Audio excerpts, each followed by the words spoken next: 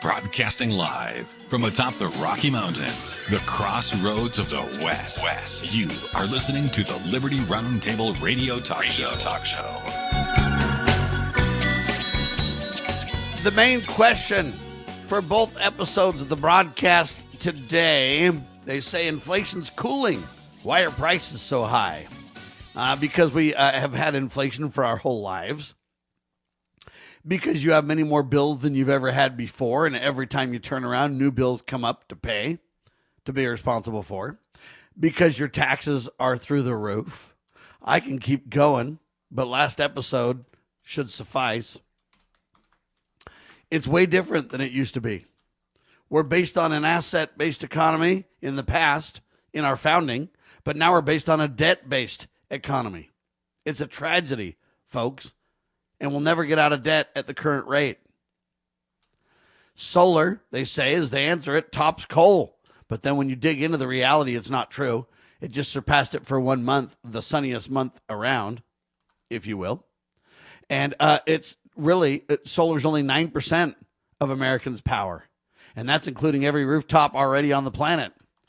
And they're not really comparing the cost, honestly and fairly, in my mind, either.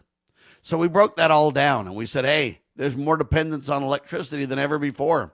And I'm convinced they're going to turn the constitutional currency, gold and silver, which they already replaced with the petro or the oil-based dollar. That's going away now. And they're going to move it towards an electricity-based dollar. They're going to move it towards a digital dollar. They're going to eventually tokenize everything. They're getting you used to tokens with your AI. Yeah, it's like Willy Wonka. Y'all got a ticket to ride, baby. Well, it's getting worse everywhere. And let me give you some examples. Oil is just one example, but everything depends on oil or coal or gas or whatever to transport around the United States. And that's not changing anytime soon, folks. To go overseas, you got diesel-powered ships, right? I don't believe we should be getting products from overseas. I believe that we should be getting products by making them in America. Right now, the problem is we don't have the raw materials. All the raw materials flow through the China routes and China trade routes. Yeah, that's a problem because China backs Iran. Yeah, that's a problem because China and Russia will be working together eventually to paralyze America. And so the answer is to become independent once again. And the only way we do that is we take control of our agriculture, our farming, our production, our manufacturing.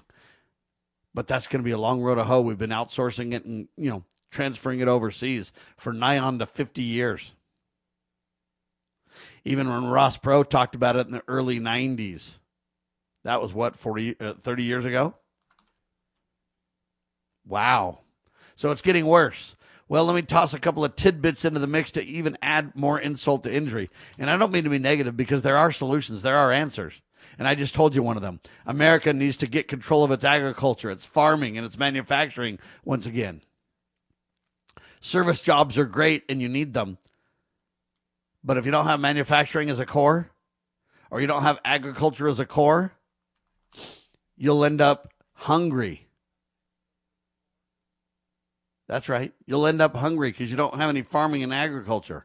You'll end up not having any products or services that are refined or manufactured because you don't have the infrastructure. We're in a very precarious situation. We've become interdependent rather than independent, right? We've got to make those changes. The only answer is to return to constitutional currency as the founders envisioned. And the only answer is to bring back manufacturing and farming. That's where real output starts, folks. You can add service on top of a solid manufacturing and farming base, but you can't add service jobs when you don't have the core because somebody can yank the rug right out from under you. You got to move to an asset-based economy based on real intrinsic value, not based on fiat or fake. Yeah, and the last thing you want is digital currency or some kind of zeros and ones tokenized currency where the government can control what it's worth with a click of a button. Yeah, that's the problem here. You got to have real hardcore work. And that's why a lot of millennials and people that are younger now are returning to a lot of those base jobs. Instead of going to college and getting a rocket science degree, that's kind of a joke, but it makes the point, where when you get done, you can't really do anything because no one wants to pay the high wages. They'll turn it all over to AI. People are going back to simpler jobs. What do you call it? Instead of white collar, they're going back to blue collar. Hey, man, I'm not going to be a data analyst for a living. I'm going to be a plumber. I'm going to be an electrician. I'm going to be a mechanic. I'm going to drive a truck. I'm going to become a roofer, a framer, build homes, be a general contractor. I'm going to lay pipe in the ground for natural gas to be delivered so we can have power plants. I'm going to, right? And people are going jettisoning college and saying college is a waste. The return, the ROI, the return on investment simply is not there. And so I'm going to go ahead and do one of these trades. You can call me redneck, blue collar, all you want. But hey, at least I got a job. At least I can work with my hands. There's the teachers and then there's the doers, right? Some people say. I happen to be a little bit of both. But I'm just telling you, it's interesting indeed, right? Well, listen to this. Home costs are out of control, and it's partly due to illegal immigration taking up a lot of the homes. It's partly due to regulation, where regulation's out of control, and it's really hard to build a house. It's really expensive. You got to have flush toilets that only flush a little bit of water on down to electricity. You got to have GFI outlets in case, it needs to click off if there's any fault in the line, and you add all these different things on your house. You got a sewer. You got to add a little thing when your sewer line meets the street. It's a backflow valve where it won't let the sewer backflow from the city back to your house and flood your house. So you got to add that. I know that sounds like I'm getting all weird and nitpicky, but I'm just giving you an example. These are the kind of things that every time you turn around, there's more money, more obligation, more restriction, more regulation, more, right? And house costs are through the roof. You got to have double pane windows, by golly, these thermo windows to keep your house efficient and warm. And you gotta, but prices go up and up and up. The average cost of a home now is how much? $500,000 to $500,000? What's the average cost of a brand new car? $50,000. Houses used to cost less than your car costs now because of inflation, because of a debt-based economy, because we've been snookered by bureaucrats and professional do-gooders. All right, here's the latest trend in housing to kind of make my point even more poignant for you. You ready? Starter homes. Do you know what a starter home is, ladies and gentlemen? A starter home is a home that you buy. It's in a neighborhood. The houses are pretty simple. They're on small lots. They're cookie-cutter houses. They all look the same. Tract homes is another way they say it. And these starter homes are homes that you buy when you're getting first married. You don't have very many kids, and you want a small home, but you want to get into the housing market. And then eventually you move from your starter home to a better home, a bigger home, right? Now, that's what they call the American dream, don't you know? That's what they claim. But it's all bogus. There shouldn't be such things as starter homes in the first place, but there are. And now the headline says this: starter homes reach $1 million in hundreds of cities across America. Housing data shows that a number of U.S. metro areas where entry-level homes, that's another way to say starter homes, entry-level homes, cost at least $1 million, and the number of cities where that's taken place has tripled since 2020. Think about that. The number of places where it costs $1 million to buy a starter home in America has tripled since 2020 alone. See, folks, we are reaching critical meltdown financial mass here. This is not a joke. This is serious. I can't afford to buy $1 million house. What kind of a salary does that take? What kind of a payment do you have on $1 million house? Do you even know? $1 million houses have $3,000, $4,000, $5,000, $6,000 payments a month, right? Don't they? Well, it depends on what the interest rate is, Sam, and it depends on how long the mortgage is. Yeah. What about 30-year? What about $1 million house? What about 30 years, $1 million house, and what, a 6% interest rate? How does that pan out in terms of a payment. And then you got to add what's called taxes and insurance. And unless you can get a massive down payment on that $1 million house, you got to have mortgage insurance. So now you got to have two kinds of insurance. What would the payment be? Right?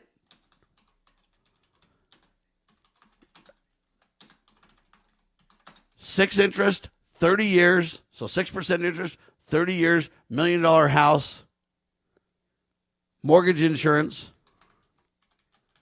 right? Regular insurance.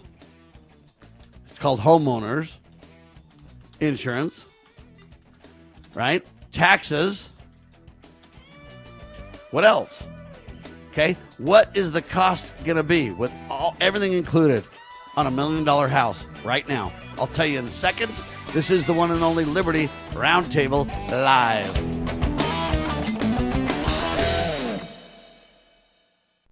Introducing PrepStartsNow.com, your ultimate guide to readiness and peace of mind. We offer practical preparedness tools, training, and education to take your family's household readiness to the next level. Browse the prep shop for essential products, check out our planning guides, and stay informed with our prep blog. Visit PrepStartsNow.com and subscribe to our emails for exclusive offers, new products, and future events. Remember, preparedness begins with PrepStartsNow.com. Cybercrime is exploding. Take Sarah from Sweet Delights, whose world crumbled after having to close with not being able to bounce back.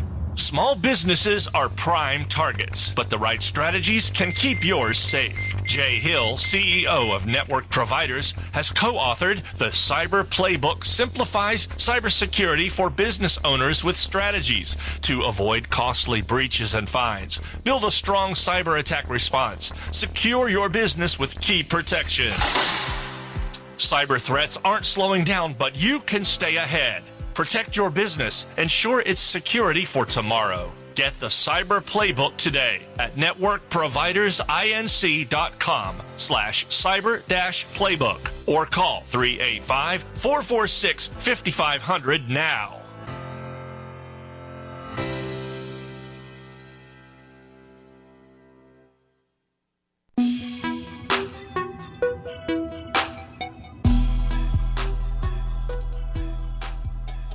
Yeah, it's out of control. Principal and interest, that's the mortgage payment, right? Property taxes vary widely. 1.2% annually is the general number. That's about $1,000 a month, folks. Right? In some states, it might be more than $2,000 a month. Homeowners insurance, folks, might range from $150 to $500 a month. PMI, that's mortgage insurance, right? If you get 20% equity, you don't have mortgage insurance, but if you don't have 20%, so if you buy $1 million house, 20% equity, you got to come up with $200,000 down. For $1 million home at 6%, you can generally expect 20% down, just say. Then your house costs $6,000 a month. 10% down, $7,000 a month. Little or no down payment, $7,800, $8,000 a month. If you're looking at, say, a different state, like just say Utah, Idaho, Texas, or Florida, hey, we could get more accurate on it. But the bottom line is it's so expensive, folks. People cannot afford these houses. So what are they going to do? Some go homeless. It's a sad reality. Anyway, there you have it. Now, what is the cause of all this? The cause is out of control regulation. The cost is out of control interest rates manipulated by your government. Every bit of these costs trace back to your government. The high taxes, government. The regulation, government. The interest, controlled by the government. The mandated insurance, controlled by the government. Lenders have to follow Fannie Mae and Freddie Mac guidelines. You say, well, private lenders don't, Sam. Yeah, they do. Because they mitigate a lot of their risks by following the government guidelines. They also need to collateralize their debt if you want to get into finance. And they take all those mortgages and they put them together in this big, huge thing and then they sell it. Well, who's going to buy it if you don't follow the guidelines that everybody depends on, right? So government is at the helm of this housing crisis. We got illegals, lots of them in a house. We've got big business buying houses and turning them into Airbnbs and rentals. All these things are jacking up the cost of homes to where people can't live. What do? I bought my house literally in 2002, this current house that I'm in, and I bought it for $150,000. And it's not a very fancy house. It's nice, don't get me wrong, but it's not big and fancy by any stretch of the imagination. And my house literally cost me $150,000, but now that same house is worth almost $600,000. Think about that. That's in 25 years. The house has quadrupled in value. Now, the first thing somebody will say to me when they hear that is, wow, Sam, you're doing good. You're rich. Well, I'm not rich because if I sell it, even if I have $600,000, a starter home costs $1 million almost anywhere else in a lot of the bigger cities. It just so happens that I live in a less expensive place, so my house is only worth $600,000. My house would be considered a starter home in most cases. So I live in a 40% less environment. That's why my house only costs $600,000. But here's the problem. I couldn't buy it again if I had to. I couldn't buy it all again if I had to. And my house payment with everything included is close to $1,500 a month. That's for a $150,000 house. I've got a little bit more borrowed on it than that because we had to refinance to take care of a few things back in the day. So I don't have it paid off. My house payment's more, but you times that by 4 to get $1 million house, and it's $6,000 payment. But the blessing is I've got a really cheap interest rate. It's under 3%. It'd be worse if it was more. My taxes have gone up so much. In the beginning, my taxes were, I can't remember, like $600-700 a year. Now they're $1,500, about $2,000 a year, so they've tripled. Now you say, Sam, you're doing good. You got a lot of equity. That's right. But what can I do with that equity? Unless I borrow against my home, I don't want to do that. I want to stay debt free. So if I sell my house, I can't get another house hardly. So it doesn't do me any good. But on the other side of the coin, you've got two groups of people in America, right, that battle over this. The older people like me, just turned 59, so I'm kind of older, I guess. And you look at my situation and, hey, house prices being high are good for me. But they're not good for my children or my grandchildren at all. So what you want is a high price for the elderly and a low price for the younger generation. You can't have both of those things at the same time, can you? Doesn't even benefit the older generation to have an expensive house, really. So to me, house costs, if they were low, would be better. But think of the average house back in the early 1960s and 70s. The average house was about 1,100 square feet in size. Do you know what the average square foot of a home is now? I think it's close to 2,000. Let me try this out. In 1970, I'm doing this from memory, but I'm also looking it up on ChatGPT to just confirm my numbers. Back in the day, in like the 1970s and 60s, newly built U.S. home in 1970 versus today. 1970, they say 1,500 square feet. 2025, medium, 2,100.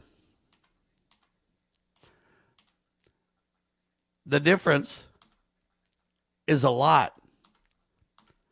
657 square feet more. Why did homes get bigger? Families wanted larger kitchens and family rooms. Yeah, you got more bathrooms, 3-4 bathrooms instead of 1 or 2. Walk-in closets, home offices, larger garages because you got more cars. Right? Wow. So everybody has a lot more space than they had to because back in 1970, you had 3.14 people in the smaller house. Now you have 2.5 people. You say, how do you have a part person? You don't. It's just the averages, right? But homes used to be 3 to 4 people. Now they're 2 people. So half the size of people in the home, a significantly increased home size.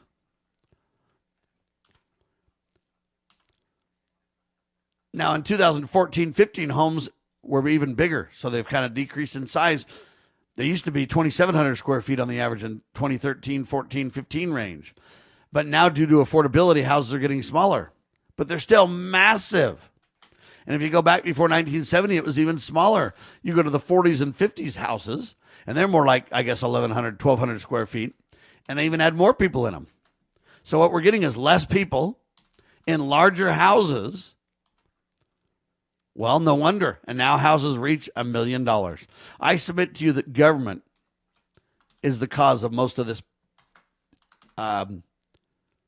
turnaround, I guess is the best way to describe it, this change.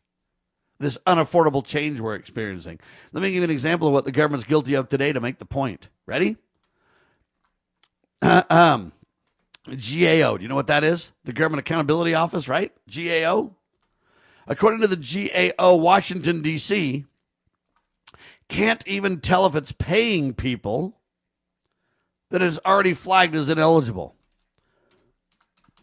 So you got the ineligible flag, where people shouldn't be paid for certain things, but they have no way to know if it's even happening or not. So a draft GAO report say that federal agencies lack a reliable way to compare spending records against the government's, quote, do not pay list. Meaning officials can't even tell whether tax dollars are going to people that are not supposed to get it or not. Right? So a recipient gets money, but they were blocked from receiving them. They don't have any way to tie that together and even know if it's happening or not. So now Congress is being urged to fix the data gaps before more, quote, improper payments slip through. What do you think of that? So you got this out-of-control government that's just charging me through the roof for all these different things. Takes me and my wife to both work to pay the taxes, right? And now we've got Congress being urged to say, you got to find out if you're not supposed to pay somebody because there's a no pay flag, but you're paying them. You got to be able to tie that together so you know. How much money are we spending on government programs that ought not be paid? We don't even have an answer. No wonder we're $40 trillion in debt.